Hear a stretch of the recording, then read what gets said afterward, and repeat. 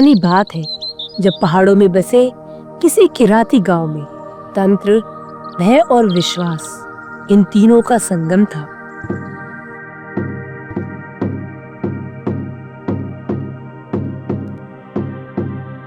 और उसी गांव में रहता था एक जवान ओझा जिसका नाम पारू था। पारू, मेरा बेटा बहुत बीमार है, कृपया इसे ठीक कर दो। ओम भूत प्रेत निवारण, इस बच्चे से हटा हर अंधेरा, छू छू छू। पारू के हाथों में चमत्कार था। ऐसा कहकर उसने बच्चे को ठीक कर दिया। हर दिन वो किसी और की जिंदगी बचाता था, जिसे गांव वाले उसे देवता का रूप मानते थे।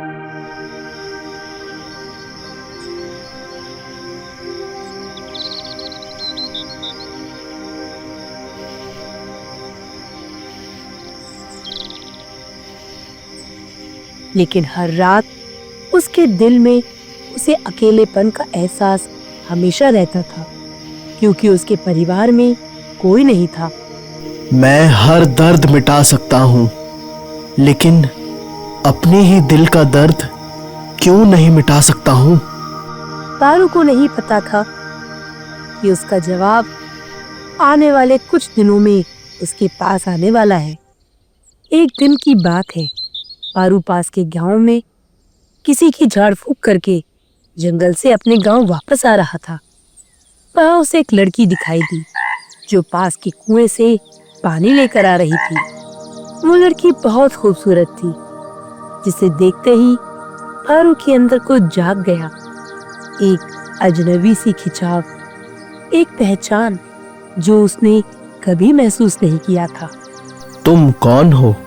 तुम इस गांव की नहीं लगती। मेरा नाम रेडू है। मैं यहाँ मामा मामी के घर आई हूँ। मीनाम रेडू जैसी खूबसूरत लड़की पूरे गांव में कोई नहीं थी, जिसकी खूबसूरती देखकर पारू भी उसकी खूबसूरती का पहली मुलाकात में ही दीवाना बन गया। मेरा नाम पारू है और मैं लोगों का इलाज करता हूँ, दुख दर्द दूर करता हूँ। अच्छा, तो आप पारू हैं? मैंने आपके बारे में बहुत कुछ सुना है। उसी दिन से दोनों के बीच दोस्ती बनी, फिर विश्वास और फिर एक ऐसा रिश्ता जो प्यार तंत्र का था।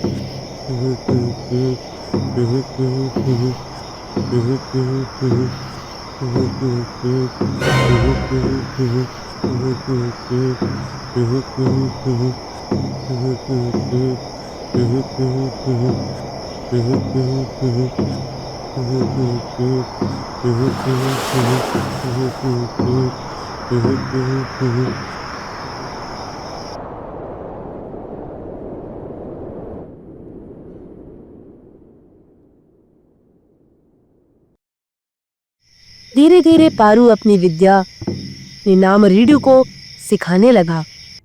जब गांव छोटा हो तो कहानियां तेज चलती है, और जब कहानी में ओझा और अजनबी औरत हो तो हर जुबान जहर बन जाती है। एक दिन मीनाम रेडू खेत के रास्ते होते हुए पारू के घर की तरफ जा रही थी। तभी गांव की दो औरतें मीनाम रेडू को देखकर बातें करने लगी। दीदी, जरा उस लड़की को तो देखो, आज फिर पारू को मिलने जा रही है। हाँ, और कहती है वो पारू से तंत्र सीख रही है। दीदी, कल मेरा बच्चा बीमार था, मैं पारू के पास गई, पर उसके घर से तो अजीब आवाजें आ रही थी। कैसी आवाजें? आप खुद समझ लो दीदी।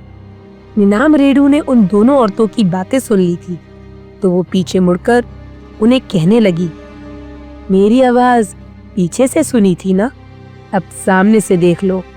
इतना कहकर नीलाम रेडू उन औरतों को देखकर मंत्र पढ़ने लगी। काली बिल्ली की पूंछ, मेढक की त्वचा, एक काली जादू की शक्ति, इनको सबक सिखा। छू मंत्र छू। हमें माफ कर दो। जहर जब जुबान से निकले तो इसका इलाज सिर्फ खामोशी होता है। सुबह होने तक गांव की हवा बदल चुकी थी। कहते हैं उस रात के बाद उन औरतों के शरीर से रंग चला गया, जैसे उनका खून जम गया हो। अगले दिन गांव की उन औरतों के पति उन बीमार औरतों को पारू के घर इलाज के लिए लेकर आते हैं। कल तक तो ये बिल्कुल ठीक थी, अचानक क्या हो गया? ये एकदम से बीमार हो गई। ऐसा लगता है जैसे इसके शरीर में कोई खून ही नहीं है। ये जरूर नीलम रेडू के जादू का असर है। उसी ने कुछ मंत्र पढ़े थे कल। अच्छा, तो वो एक डायन निकली जो इस गांव के लोगों को मार के बलि दे रही है। शांत हो जाओ, मुझे इनका इलाज करने दो। पारू ने उस औरत को ठीक तो कर दिया, लेकिन गांव वाले अब पारू पर भी शक करने लगे थे। देखा, पहले बीमारी फैली, फिर उसने ही इलाज किया। कुछ तो गड़बड़ है। मोहब्बत और विश्वास के बीच एक दाग पड़ गया था और उस दाग का रंग था अंधेरा। जब नाम रेडू रात को तंत्र सीखने को पारू से मिलने आई, पारू ने निनाम रेडू से पूछा, निनाम रेडू, क्या ये बात सच है? क्या तुमने गांव वालों को बीमार किया है? उन्होंने मुझे डायन कहा। अब मैं वाकई में बन जाऊंगी। इस बात पे पारू और निनाम रेडू के बीच झगड़ा हो गया। वही रात थी जहां से कहानी बदल गई। एक स्त्री जिसे दुनिया ने ठुकराया, अब दुनिया के खिलाफ अपना जादू जगाने वाली थी।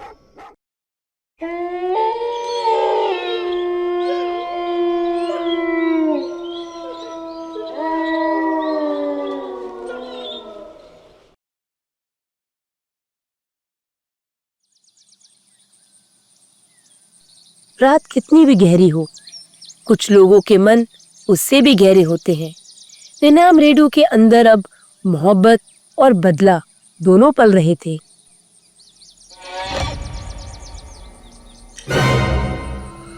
वो जंगल में अकेली कुछ ऐसा करने वाली थी जो किसी ने नहीं सोचा था। अग्नि के बीच से, वायु के स्वर से, मुझे शक्ति दो जिससे दुनिया मुझे पहचाने। उस रात निनाम रेडू ने पहली बार मंत्रों में अपना दर्द मिला दिया, और दर्द से निकलता हुआ जादू सबसे ज्यादा खतरनाक होता है।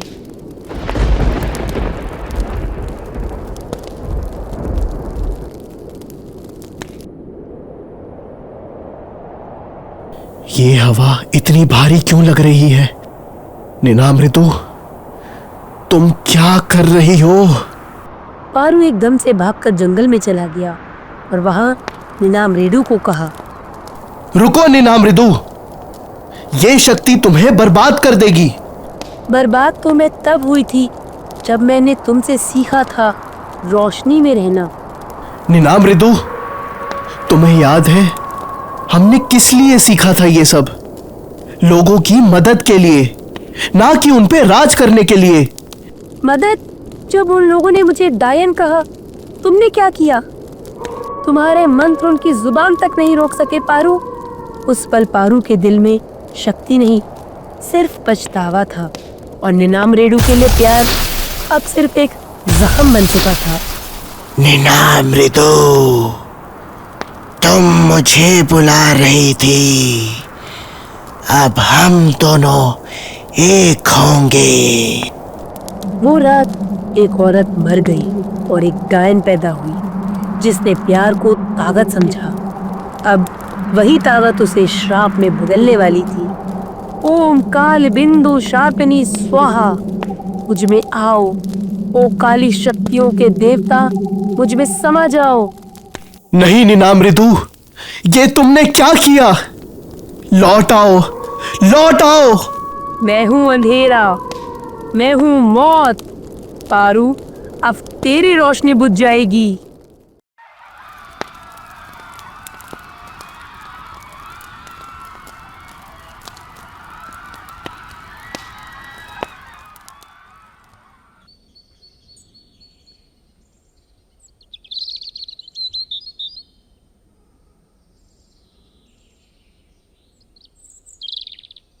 हमारी फसल जल गई, मंदिर का दिया खुद बुझ गया। ये सब पारू के जादू का नतीजा है। पहले लोगों को बचाता था, अब उन्हीं से ताकत ले रहा है। मुझे गलत मत समझो, मैं तो हमेशा तुम सबके लिए दुआ करता हूँ। झूठ। रात को किसी ने तुझे जंगल में काला जादू करते देखा है। वो मैं नहीं था, मुझ पे भरोसा करो। ये ओझा नहीं, शैतान है। ऐसी शक्ति केवल इसी के साथ है और किसी के पास नहीं। मैं नहीं, ये सब निना मृदु का काम है। उसने तंत्र को श्राप में बदल दिया है। अगर तुम सच भी कह रहे हो तो निना मृदु को तंत्र तुम ही ने सिखाया है। जरूर तुम दोनों मिले हुए हो। नहीं, इन सब में मेरा कोई हाथ नहीं है। मेरा विश्वास करो। चलो, तुम्हारा विश्वास किया, लेकिन ये बताओ निना मृदु ये सब क्यों कर रही है? निना मृदु मुझे अपने काले तंत्र से मुझे हराकर गांव में जलील करना चाहती है। तभी निना मरेडू वहाँ आती है। पारू ठीक कह रहा है। मैं उसे दिखाना चाहती हूँ कि मैं उससे कहीं शक्तिशाली बन चुकी हूँ। अच्छा, तो तुम दोनों में किसकी शक्ति महान है दिखाने के लिए हमारे गांव को बर्बाद कर दोगे? ऐसा नहीं होगा। अगर तुम दोनों प्रतियोगिता करना चाहते हो तो करो, लेकिन गांव और गांव वालों को कुछ नहीं होना चाहिए। और जो भी इस प्रतियोगिता में हारेगा उसे इस गांव को हमेशा के लिए छोड़ के जाना होगा। इस बात पे सभी गांव वालों ने हामी भरी और पारू और निना मरेडू के बीच प्रतियोगिता शुरू हुई। पहली चुनौती डायन ने की और सभी के सामने खुद को बिल्ली बनाकर दिखाया। ओझा ने भी अपने मंत्रों के सहारे खुद को बिल्ली बनाकर दिखाया।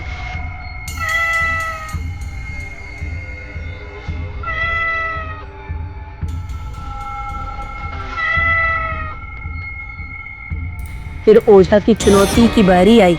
ओझा ने अपने मंत्रों को पुकारकर और जलते हुए आग से कोयला निकालकर खाया। डायन ने भी आसानी से जलते हुए कोयले को खाकर दिखाया। फिर दोनों ने बारी बारी करके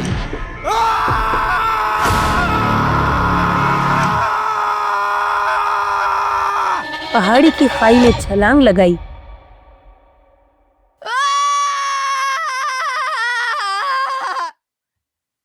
और फिर भी उन्हें कुछ नहीं हुआ। दोनों की शक्ति बराबर टक्कर दे रही थी, कोई किसी से कम नहीं था। ओझा को डायन को हराने में मुश्किल पड़ रही थी।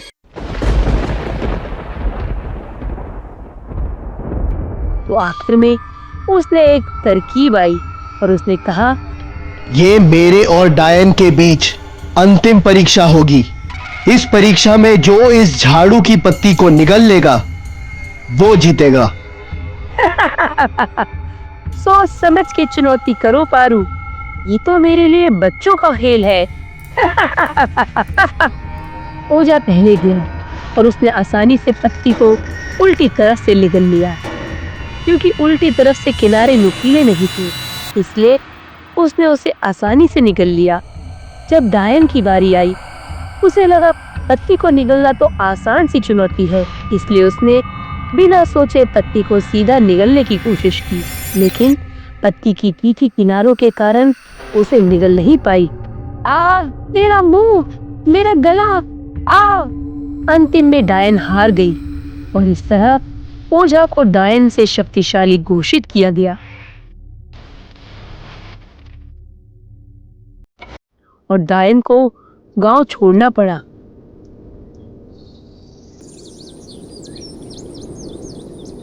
और आज भी कई लोग मानते हैं कि उसी प्रतियोगिता के बाद झाड़ू की पत्ती में डायन के दांतों के निशान बने, जिससे आज भी उन दांतों के निशानों को देखा जा सकता है।